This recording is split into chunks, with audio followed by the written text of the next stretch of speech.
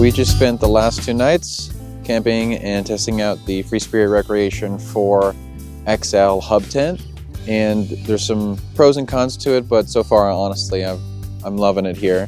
And I just wanted to kind of just go into a video of putting it together, being inside of it, how fast can you do it realistically, packing it all up, because it definitely doesn't pack up the same from when you first open it, and just how it's like actually really using it. The tent is super dirty right now, and I've actually already had some damage done to it. That's my fault. It's an accident on my part, but honestly not really happy the way that I did make that mistake. Honestly, I kind of think that it's a part of the tent's issue. So we'll go ahead and kind of go into those details, but first I want to go into putting it together here. So since we were camping in it last night here, I just already have the tent out of the bag, but basically, it would take up the majority of the bag, and you get a floor, Velcro in floor, which we'll go ahead and install and display how easy that is to put together, as well as a rain fly, which I have basically kept together here. They include the LED light strip for the interior of the tent in the rain fly, so I just unrolled it just to get the light switch out, but it hasn't rained in 3 months here, so we're gonna just leave this together here. The rain fly is pretty straightforward though. It just pretty much straps down to just the top surface of the tent, and then it actually floats outwards and it's staked down to the ground.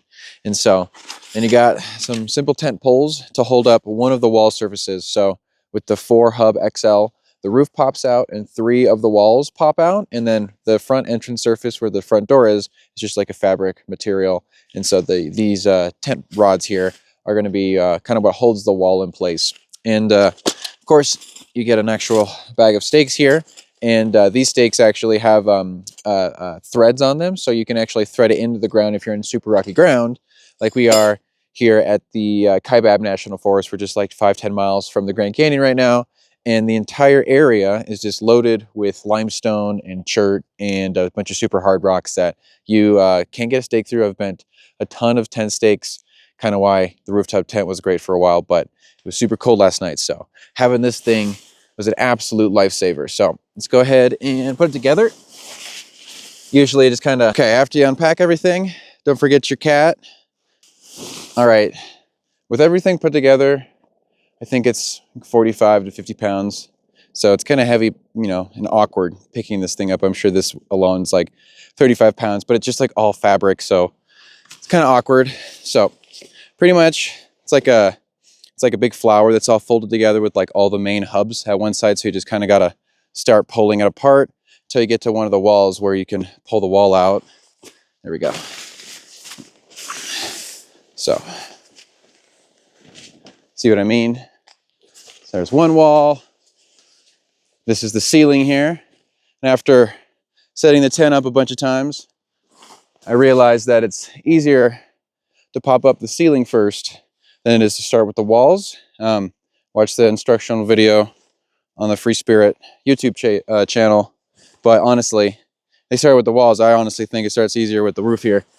So let's grab the strap, stand on the fabric too, so you can get some actual force here to pull it against. Just pulls apart like that. It's probably like maybe 20 pounds of force, so you got to be standing on it to pull it apart. It doesn't weigh enough where you're just going to pick the whole tent up. And then start off with the walls next. Any of the walls are fine. I realized also, by now I probably would have had the whole tent up, but by now I've realized that with this wall, the ceiling up, it kind of creates like a tension surface here, so I can easily reach in and grab my strap, which is attached to the little rods in here, and then step at the bottom of it because you need some room for the fabric to flex, and then it just pops right out. If you don't pull out the roof first, this is my first gripe with the tent. This is how the walls deploy themselves when you want to have, some room to breathe. And you just need it for bugs, you don't need it for shade. Okay, they have all this Velcro on the bottom, which doesn't let any air in. Not sure about water yet, I doubt it, but they got this Velcro strap on the bottom here. And then they roll everything up. Okay, so you got your mesh and all that stuff. Here's like the exoskeleton here, and you got your actual strap here too. And there's a little hub behind here that pops outwards. I guess we'll just go ahead and do that together. There it goes. It's like that. So what I like to do is, since the top's actual rigid, you're not just pushing on loose fabric, step on the bottom, push on the top, pops out so much easier. I was like dragging it, trying to get this thing to pop out. Anyways, that said, the website and the YouTube channel, they say to just leave this rolled up every time you pack it away. And just a lot of extra work having to roll it up every time you put it away. Plus the fabric doesn't fold well because it's just in a roll rather than it being flat. And so I realized when you pop up the ceiling first, instead of having, you know, everything just be loose and the straps every single time, every time you got to take it back out again, the straps are pulled through and the fabric's loose like this, and this is pushed in, and it's like trying to find a needle in a haystack, trying to find where this goes here, especially with that down. Being able to actually try to find it where that's at is really challenging. I had to open it up to get to it the first time, and then leaving it rolled up just made it really hard to fold it away. So I realized that if you're able to find the ceiling, pull the ceiling out first, which doesn't have that problem because the strap is always sitting right there because there's no like flap or anything. It's just coming right through the top. Pull that one through, and then even with this thing not even tight because it's not zipped up or velcroed up right, it kind of centers itself. It's like a perfect alignment. So even if it's not, the strap's not through, I can just literally find it right there and then line up the grommet. Well, it's actually, this thing's not lined up anyway. So we're going to pop it out, fix it. Okay, there we go. There we go. See, makes it so much simpler. So pop it up, pop it up. Okay, go ahead. Let's do the other side here.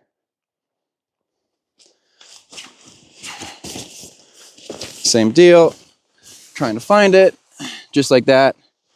Needle in a haystack with all this fabric, and I found it just super easy. And last side.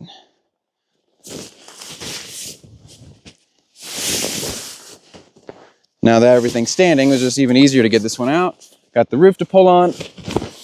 There you go. This thing is awesome. So 2 minutes, I could have this thing popped up here. Another 2 minutes, have all the walls rolled up or the floor in. Then you got your heater going on. You're safe from the elements and all that stuff. So last things are the tent poles here.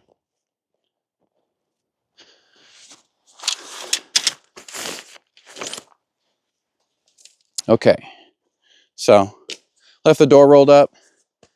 Personally, I like to just zip it closed because this tangles itself up, this little strip here. So just leave the door rolled up into the wall here. So anyways, you got 3 stakes here, or 3 tent poles, I mean. And come on in here, you can see these little red tabs. So, you know, obviously it's dark in here. So it's real easy. Just find the tab, and there's like a hole in the back of it, and you just slide in one side of it. It's got a rubber cap on this so it won't rip through it. Find the lower half of it there, grab the tab.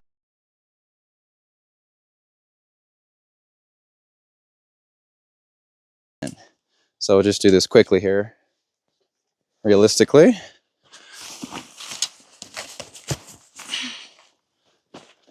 And where's my other one?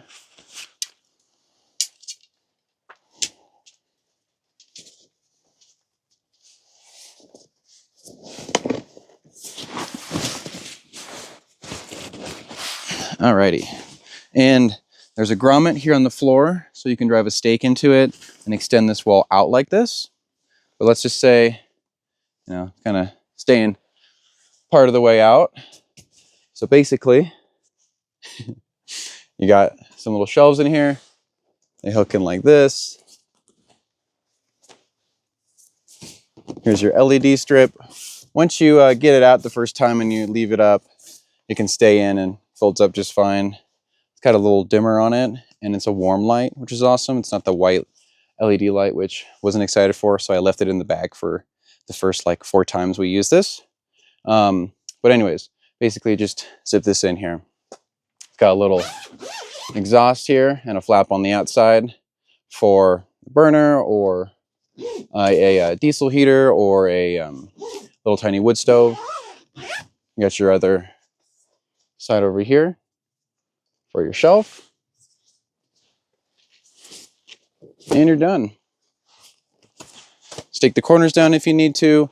Velcro in your floors if you need to. Put over your rain fly if you need to. But pretty much we got ourselves shelter set up here. So this would be tucked behind over here. All of this is a little skirt. Keeps wind and rain and stuff out. I find it easier to tuck it from the inside out. And I'm sure you guys noticed the huge hole melted into it freshly last night. Camped into it the last couple nights here. This is why it's filthy and dirty. And we actually like use this thing, and it's like been rolled up in like literally like 2 inches of silt. We camped one night in some incredibly worst, dustiest conditions I've ever been in. And then tonight and today it's just really dirty out. Still super dry. It hasn't rained in months. So everything's real dirty. It's been rubbed into the dirt. There's like little grass and little clumps of like spiky things like sisal and cactus needles stuck in it.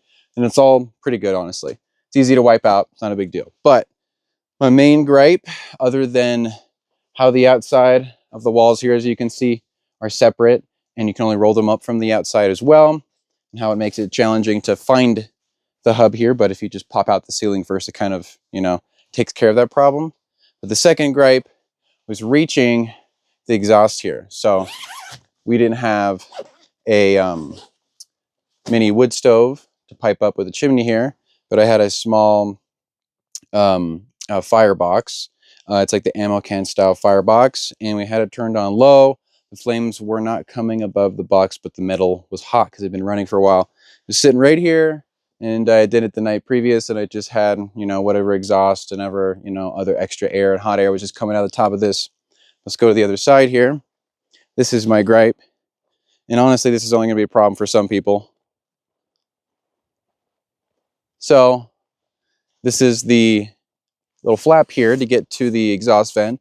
This is like water resistant without the rain fly, so they got this little Velcro flap on the top here. That said, I am 5'9", and I don't really have super long arms, and so I can reach up about halfway up. So when it comes to opening this, unless you already opened it first before you popped any of the walls out, which I guess is thinking ahead, it's a challenging thing. So I was able the other night to get it like this, kind of Velcro it back. It's a challenge right now, and it was clearing it. So the other night I was doing the same thing, tucking it up, and I happened to put my hip right on the hub and not on the side. And as I leaned in just a little bit, it popped the whole wall in. And as you can see, all the fabric fell down, and it literally just laid itself right onto it. So that's my fault for having an open flame. But for the most part, honestly, that would not have happened, in my opinion, had this been specifically a zipper, or if the vent was able to be pulled down this way and not Velcroed up this way. But anyways, I'm not necessarily mad at Freespirit Recreation for that. I just wish that it was not such an awkward spot, and I also wish there was maybe a lockout for the hub on the inside. If you could just like rotate a lockout or some kind of something.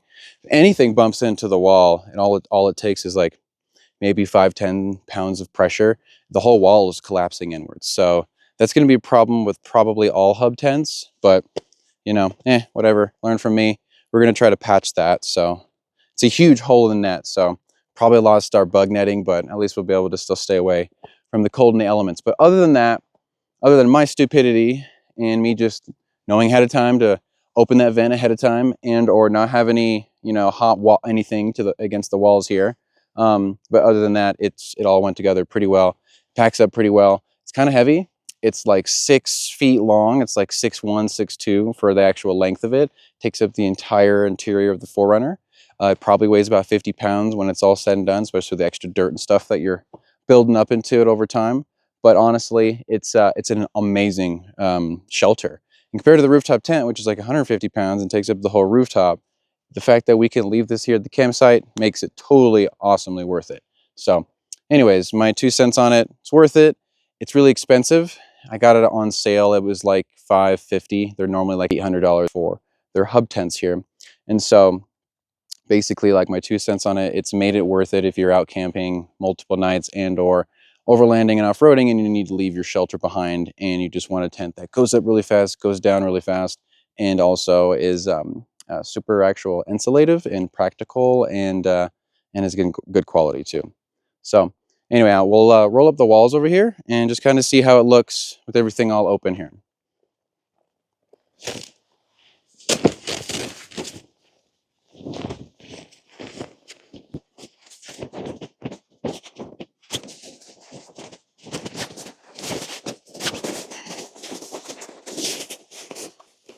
The tie downs they have on it are really elastic, so you don't have to roll it up very good.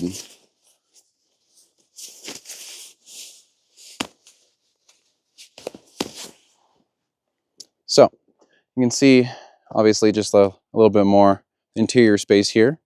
Coming on back in, you can open up one wall, leave the other open for ventilation.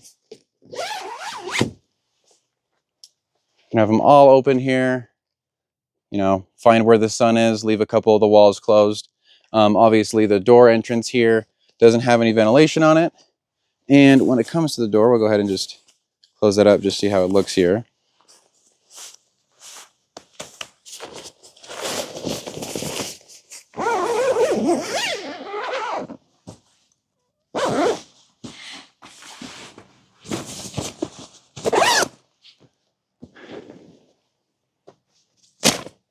A little window here, which is nice because when it's super cold out, you can't have the walls up, you can't ventilate, and so you're not going to be able to see anything. So they put this little window in the side. Would be nice, honestly, if there was kind of the same thing in the ceiling. Maybe even open up vent for the ceiling here. Cooking steaks in here last night. It was so cold. It was like 10 degrees out and the wind was really bad. So we had to cook in the tent, and it just reeks in here, honestly. The fabric has absorbed quite a bit of the smell. So it would be nice if we had a little bit more ventilation. We had to open everything up, and it was basically like just standing outside with a little less wind. So more ventilation would be nice without having to open up a whole wall.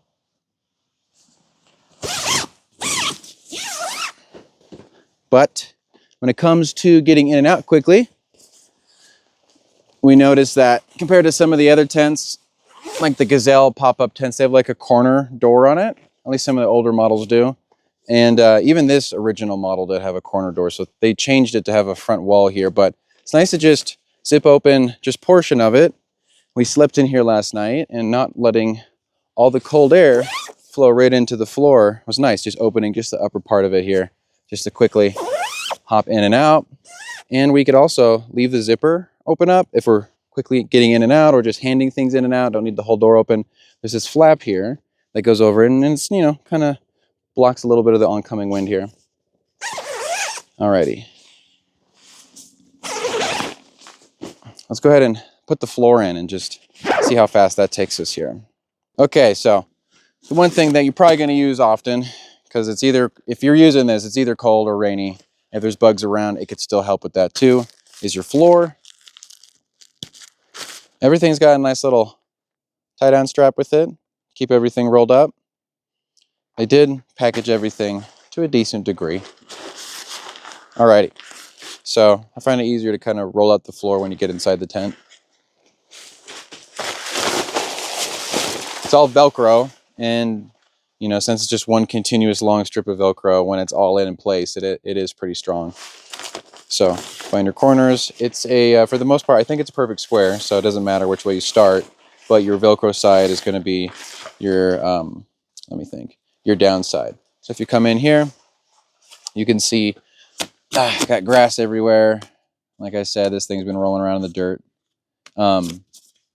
There's this Velcro strip going along here, and then there's a skirt that folds on the outside. And they did that up here versus down here for pretty smart reasons. So let's go ahead and put this together, which we noticed the other night when we were camping in that 2 inches of silt instead of water. We were trying to keep out this incredible amount of dust. So they have these little splits on it here. If you want to wrap it around like a stake that you have in the ground here, or your tent poles, keep it as waterproof as possible if you want. So, but we didn't really need that, so we're just going to put it back together. There are also little eyelets at the bottom over here. And I noticed this afterwards.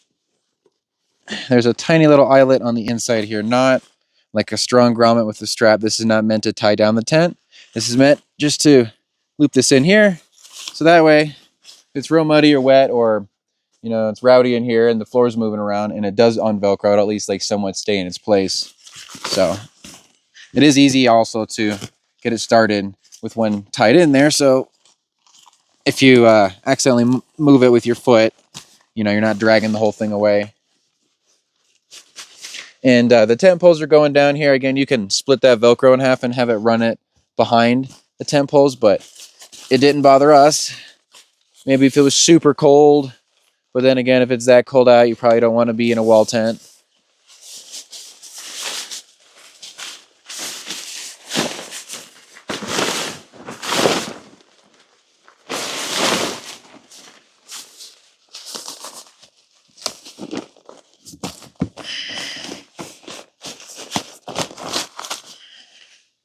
Alrighty, so basically got one side on, and then you can just do it all at once. And I'm not making the Velcro perfect, but you get the picture.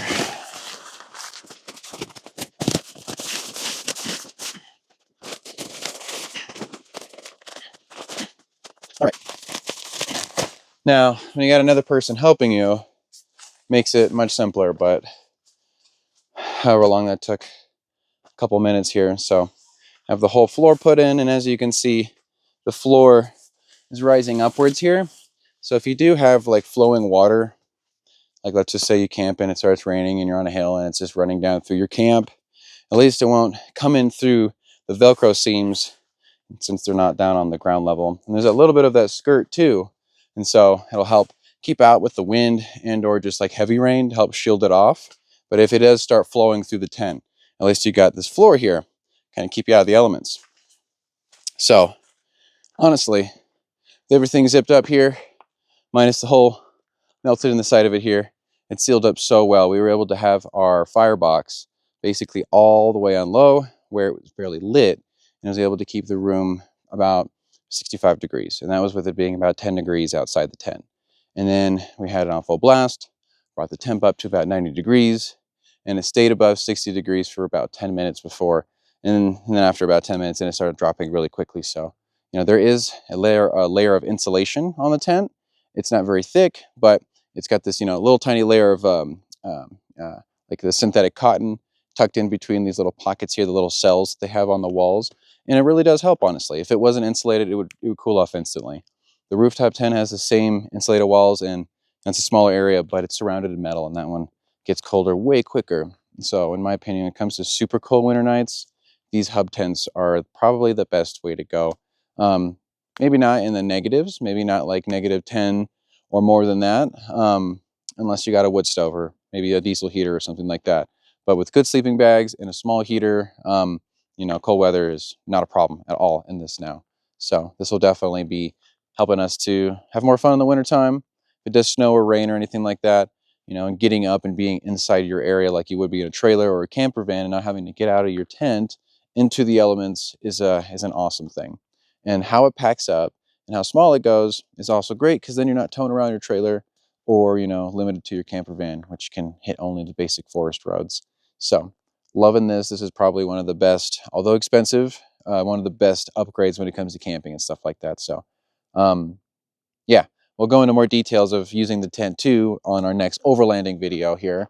But basically this is just, a review video. In my opinion, it's an A. A+ would be better if I could maybe lock out the hubs and or have an easier ability pulling out the walls without the fabric separating it from the little straps to pull out the hub on it. So okay, so it's going to be disassembly here.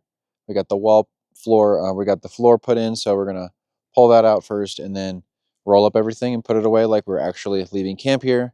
Everybody's already on the way, and you got your whole tent to put away, and we're just going to see how fast this goes here. All right, don't be like me and forget about these little tent poles on the front wall here. Tell you go to fold it up, and you can feel them in here.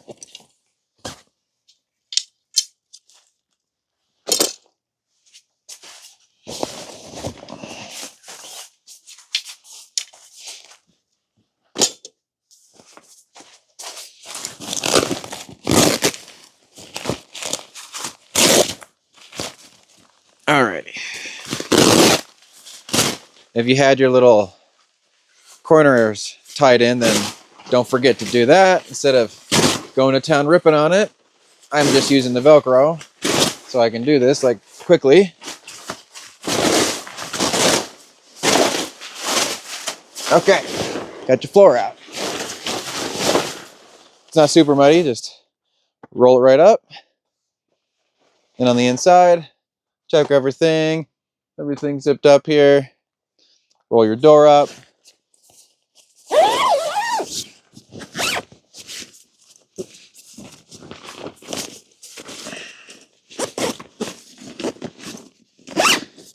Oh, the dust just really fucks with these zippers. Okay, now we're gonna put it away.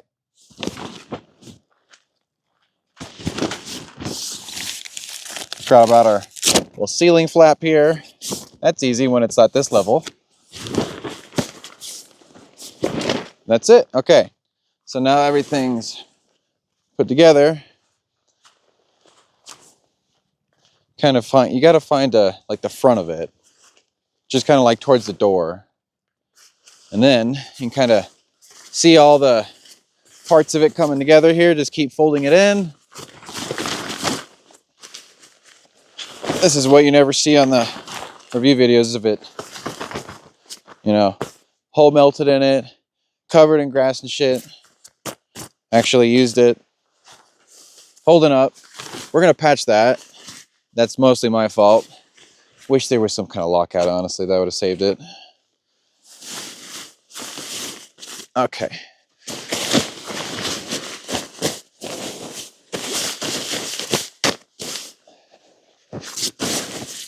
And get our little straps. What's that? Oh, good. We got it all put away, but we're not done yet. I know, right? Okay. Where is here we go. I think this is the big long one for the tent, medium one for the bag. It's the same length for the rain fly as well. Then you got your tent poles over there. If you used your stakes, then you'd have to collect all your stakes here. Alrighty. Okay, like I was saying, it's like a big flower, so you gotta fold it all up. Kind of all like folds up together. You gotta tie it up at the top. Try not to rip my melted hole even bigger when I'm doing this here, but what I try to do is kind of tuck it together as much as you can. So then you can kind of roll it up a little bit. Just so that way it goes in your bag a little easier.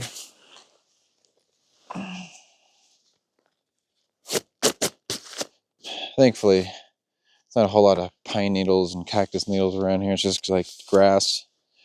All right.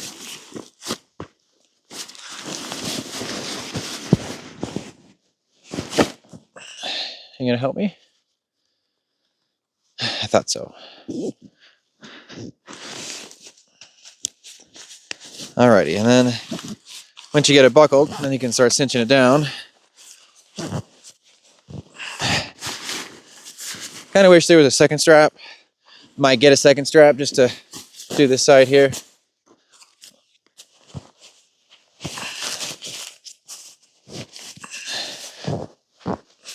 Alrighty, that's it. And the floor. Just a square, so you can just grab the corners and start folding it up.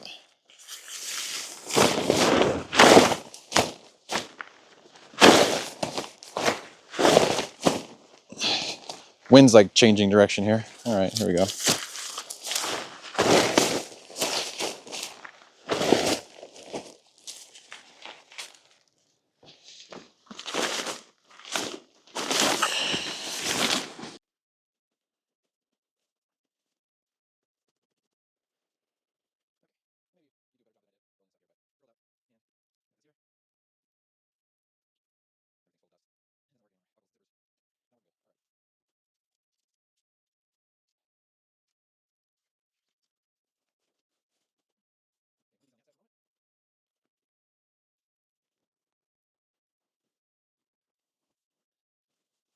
too. Tent poles, the wall poles can go wherever. And tuck that up. The carrying bag is a good size. They give you just enough room to pack it like shit if you need to. And or have extra stuff in here. You know, it's not like the factory packing where it's super tight and almost shrink wrapped together. Alrighty, that's everything. Take this one, I'll probably put it right here.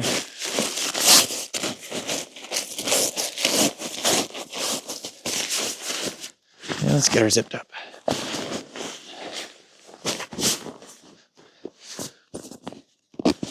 And my zippers are also not working good. They're full of dust.